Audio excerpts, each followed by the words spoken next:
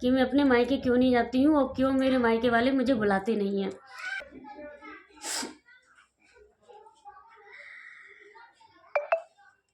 तो फ्रेंड 2-3 साल पहले भगवान ने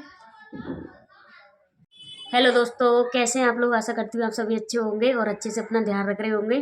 तो देखिए, मैं भी यहाँ पे ठीक हूँ और आज मैं आपके लिए कोई भी ब्लॉग नहीं लेकर आई हूँ।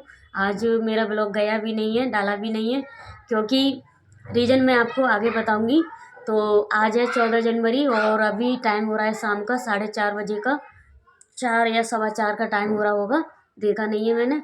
तो आज सुबह से मैंने आप लोगों को विश भी नहीं किया था, तो मैंने सोचा चलो फ़ोन उठाते हैं और कैमरा ऑन करते हैं और आप सभी लोगों को विश कर देते हैं मकर संक्रांति। तो फ्रेंड, आज मैं आप लोगों को बता दूं कि मैं सुबह से बहुत उदास हूँ और मैंने खाना पीना सुबह का बना लिया था। खाना क्या, वही खिचड़ी बनाई थी, आलू मटर डाल के तहरी, और उसी को हस्बैंड खाकर चले गए थे।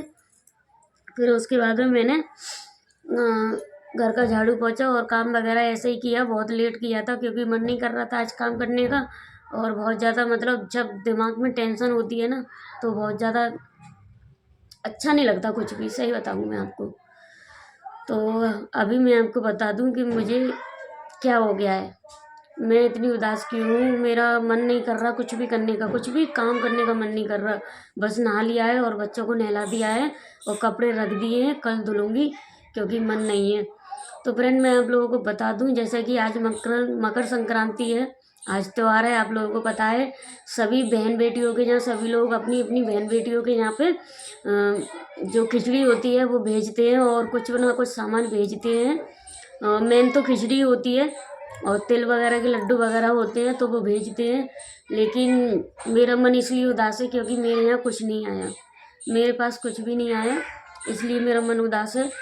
तो मैं आज आपको बताने वाली हूँ कि क्यों नहीं आया मेरे यहाँ पे कुछ भी, और क्यों मेरे मायके वाले मुझे क्यों नहीं बुलाते हैं, मैं क्यों नहीं जाती हूँ मायके।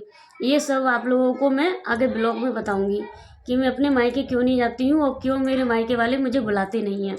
ये सब आप लोगों को अभी पता चल जाएगा। तो फ्रेंड, मैं बता देती हूँ आप लोगों को सबसे पहले ये वाली बात कि जब मेरी शादी हुई थी ना, तो शादी के 6 महीने बाद ही मेरे मम्मी पापा एक्सपायर हो गए। यानी कि मेरे पास मेरे माँ बाप नहीं है, मेरी माता पिता नहीं है। और आपको पता है, आप लोग अच्छी तरह से जानते हैं ये वाली बात कि जब माँ बाप होते हैं तभी मायका होता है, बिना माँ बाप के कोई भी मायका नहीं होता।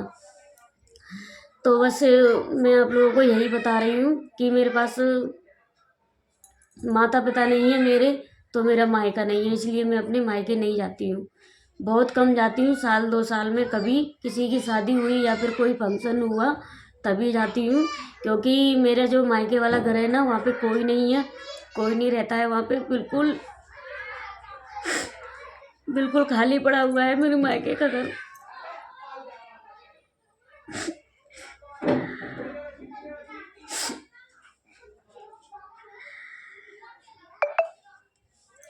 सॉरी दोस्तों, अभी पता है वीडियो चालू करने से पहले मैंने अपने आप को बहुत कंट्रोल किया था, बहुत ज़्यादा। मैंने सोचा था कि मैं वीडियो में बिल्कुल भी नहीं रोऊंगी, बिल्कुल भी।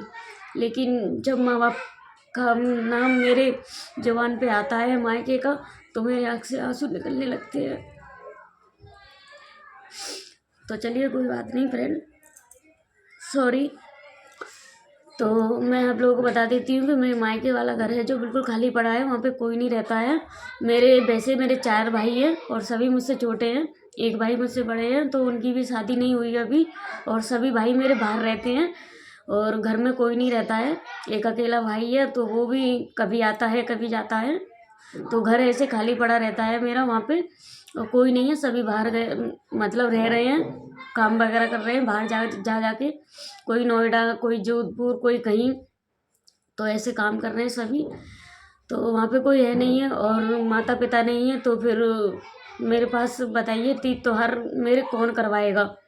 जो त्योहारों पे बहन बेटियों के यहाँ भेजा जाता है वो कौन देगा जब मेरे माता पिता नहीं है। तो माता पिता नहीं है, इसलिए मेरे पास आज कुछ भी नहीं आया। खिचड़ी आती है वैसे बेटियों के यहाँ पे, लेकिन अब कुछ नहीं है। क्योंकि मैं आप लोगों को बता दूं कि जो भी हैं लोग आसपास के, उनके उनके यहाँ आती है, वो लोग बताते हैं कि हमारे यहाँ ये आया। तो फिर सुन के ऐसा लगता है अपने आप को कि हमारी किस्मत कितनी खराब है। वैसे कोई बात नहीं है फ्रेंड, खिचड़ी क्या है, अपने घर में बना लो, सामान तो रखा ही रहता है। लेकिन एक जो मायके से आता है ना बेटी के, उसका शगुन कुछ और होता है, उसकी खुशी बेटी को कुछ ज़्यादा होती है। तो बस यही वाली बात है।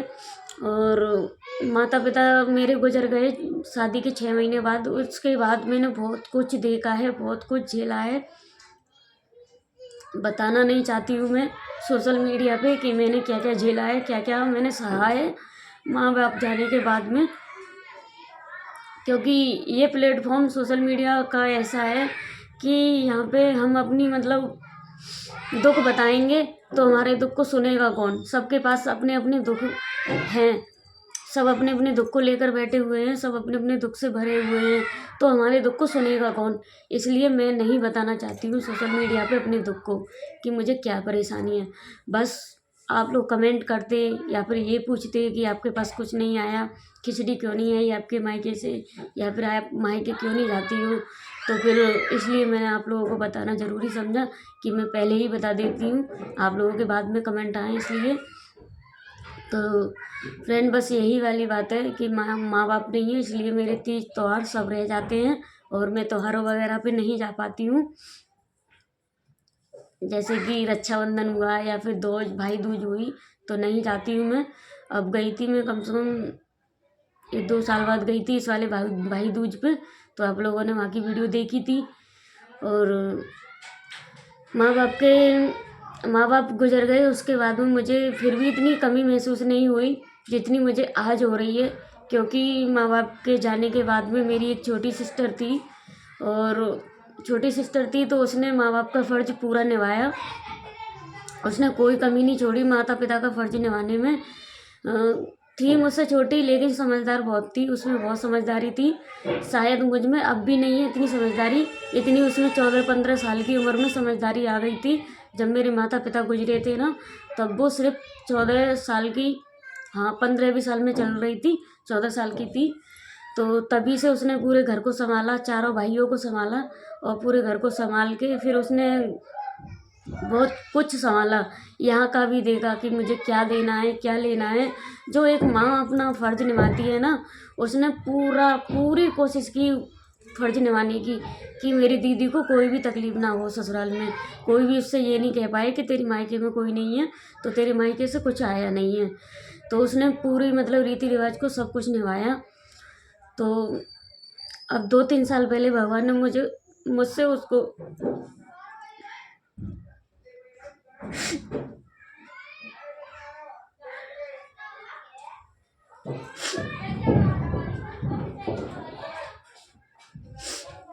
भगवान ने 2-3 साल पहले उससे मुझको भी छीन लिया। क्या बोल रही हूँ। तो फ्रेंड 2-3 साल पहले भगवान ने पता नहीं क्या लिखा है मेरी किस्मत में, भगवान ने मेरे साथ ही ऐसा क्यों किया।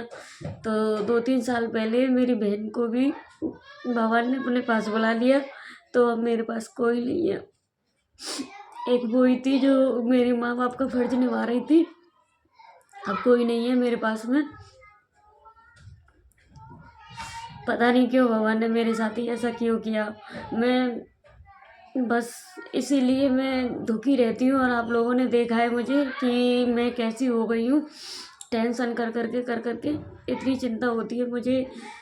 कोई भी कुछ भी बोल के चला जाता है, कोई नहीं है मेरे मायके में तो कोई भी कुछ भी बोल देता है, कोई भी कुछ भी सुना देता है मुझे।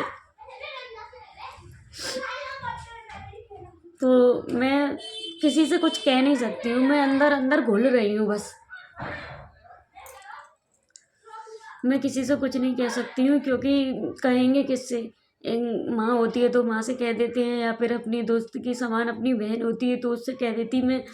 लेकिन मेरे नसीब में तो कुछ भी नहीं है। भगवान ने पता नहीं किस जन्म की मुझे सजा दी है, जो मुझे इस जन्म में अकेले छोड़ दिया। तो बस यही वाली बात है अब मैं कहूँ किससे, और सोशल मीडिया पे मैं शेयर नहीं कर सकती, क्योंकि सोशल मीडिया एक ऐसा प्लेटफॉर्म है कि यहाँ पे अगर मैंने शेयर करती अपनी पूरी बातें कि क्या क्या मैंने झेला है माँ बाप के गुजरने के बाद में, और क्या क्या मैंने सहा है, तो फिर मेरे घर में और मेरे परिवार में क्या होगा ये मैं ही जानती हूँ आगे। तो इसलिए मैं आगे की सोच के चलती हूँ हमेशा से, और बस ऐसे ही सोच के चलती रहूँगी। शेयर नहीं करूँगी कभी भी, अपने दुख को बयां नहीं करूँगी यहाँ पे प्लेटफॉर्म पे, इस पे यूट्यूब पे। तो चलिए फ्रेंड, बस यही कहना चाहती थी मैं, और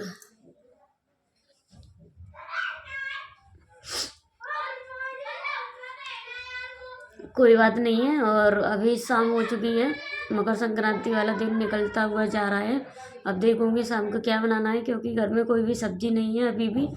और जाऊंगी, अगर मन करेगा तो चली जाऊंगी लेने के लिए, नहीं तो फिर हस्बैंड से बोल दूंगी, कॉल कर दूंगी तो वो लेते हुए आएंगे। फिर देखूंगी शाम को क्या बनाना है। तो चलिए फ्रेंड, अब मैं इस ब्लॉग को यहीं पे एंड कर रही हूँ, और मिलेंगे नेक्स्ट ब्लॉग में। एक बार फिर से आप लोगों को मकर संक्रांति की बहुत बहुत बहुत बहुत शुभकामनाएं, और आप लोग खुश रहिए, हंसते मुस्कुराते रहिए, बस यही मेरी दुआ है। तो चलिए फ्रेंड, मिलेंगे नेक्स्ट ब्लॉग में, तब तक के लिए बाय बाय। अगर आप लोगों ने मेरे चैनल को सब्सक्राइब नहीं किया है तो सब्सक्राइब कर लीजिए, और वीडियो को लाइक ज़रूर करना, और प्यारे प्यारे कमेंट करना, जिससे कि मुझे मोटिवेशन मिल सके।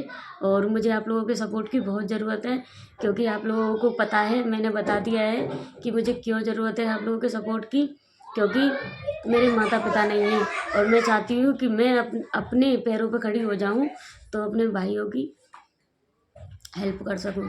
तो चलिए मिलते हैं नेक्स्ट ब्लॉग में।